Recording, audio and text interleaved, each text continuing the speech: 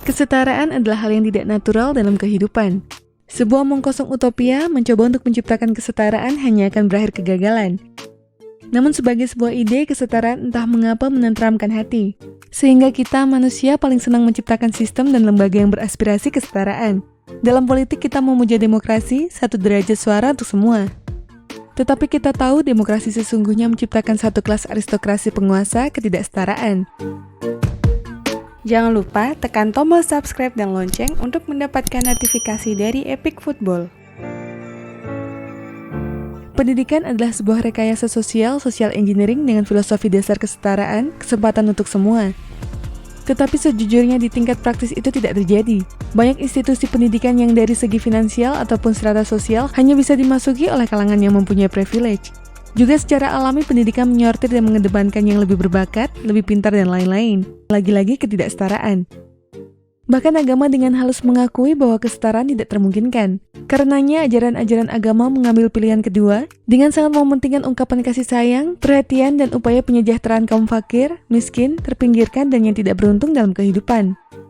Kisah keteladanan sosial dalam agama seringkali berinti pada pembebasan dari ketidaksetaraan. Tidaklah kebetulan kalau para nabi, rasul dan pendiri agama sebagian besar berasal dari kaum papa. Ada makna simbolik tentang aspirasi kesetaraan di dalamnya.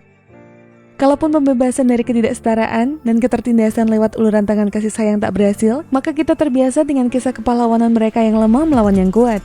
Daud melawan Goliat adalah contoh klasik. Itu mungkin sebab kita selalu senang mendukung mereka yang masuk dalam kategori underdog yang di bawah, kekurangan, tertindas atau karena satu dan lain hal terpinggirkan, tetapi tak henti berusaha. Kita selalu menunggu munculnya kisah-kisah keberhasilan kalangan underdog, karena kisah mereka menghidupkan harapan dalam keputusasaan. Kisah mereka menutupi ketidakmampuan kita untuk secara sistematik mengatasi ketidaksetaraan. Kisah sukses Leicester City untuk menjadi juara Liga Premier Inggris adalah salah satunya. Leicester City yang kecil, miskin, tidak fashionable dengan pemain dan pelatih buangan, dan muara sekian macam ketidakberuntungan hidup, modal untuk tidak semestinya menjadi juara tetapi degradasi. Leicester City adalah dongeng modern tentang Daud lawan Goliat. Leicester City adalah pendar baru rasa keadilan kemanusiaan. Dan seperti halnya kisah Daud dan Goliat yang menjadi dongeng, kisah tentang Leicester City akan tumbuh dan akan mendapat himbauan-himbauan yang fantastis di masa yang akan datang. Pendukung dan mantan pemain Leicester City yang juga mantan striker tim nasional Inggris lainnya, Gary Lineker menyebut kejutan olahraga terbesar sepanjang hidup saya. Kisah sepak bola terbesar sepanjang masa, kata pengamat bola dan mantan striker tim nasional Inggris Alan Shearer lebih bombastis. Bekas pemain Leicester Robbie Shevchuk malah menyebut dalam konteks sepak bola domestik Inggris, pencapaian Leicester City menjadi juara Liga Premier tidak akan terlewati kemasyhurannya sampai kapanpun. Atau kalau kita percaya pernyataan politisi, maka inilah hari terhebat dalam sejarah kota Leicester, kata anggota DPR dari Leicester Timur, Keith Fass. Satu-satunya yang berkomentar tenang dan mampu menyembunyikan kegegap pemberitaan malah sang pelatih Claudio Ranieri. Saya orangnya pragmatis, saya tidak mau memimpikan ini semua ketika datang. Saya hanya ingin menang dari satu pertandingan ke pertandingan lain dan membantu pemain untuk memperbaiki diri. Tak pernah saya berpikir tentang akhirnya akan kemana, katanya nyaris tanpa emosi. Tetapi yang paling tepat adalah reaksi dan kesimpulan dari Presiden FIFA Gianni Infantino, cerita indah dongeng. Dan bukankah demikian dengan dongeng itu, cerita khayali luar biasa yang berfungsi untuk menyampaikan ajaran moral tertentu?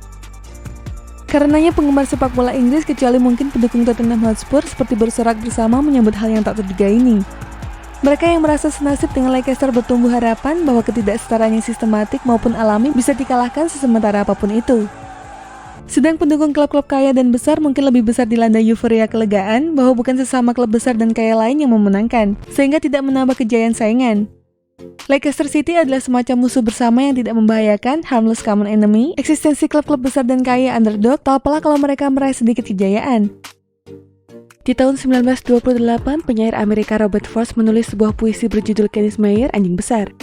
Berkisah tentang dirinya yang menghabiskan semalaman menatap hamparan langit di belahan bumi utara untuk menyaksikan rasi bintang Canis Mayer yang seolah berdansa tanpa henti dari timur ke barat. Frost merasa menjadi anjing kecil atau underdog, menggapai-gapai ke langit ingin bernama Canis Mayer mengarungi luas semesta. Di puisi tersebut ia menuliskan 4 bait penutup.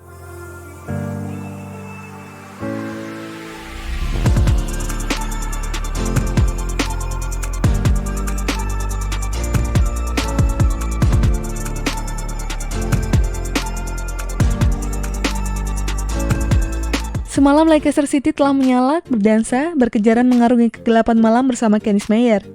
Leicester City sang underdog yang sepanjang waktu terpuruk di bawah, selalu ditampar mimpi dan angan-angan dan hanya bisa menyaksikan klub-klub besar berebut kejayaan, kini tak lagi.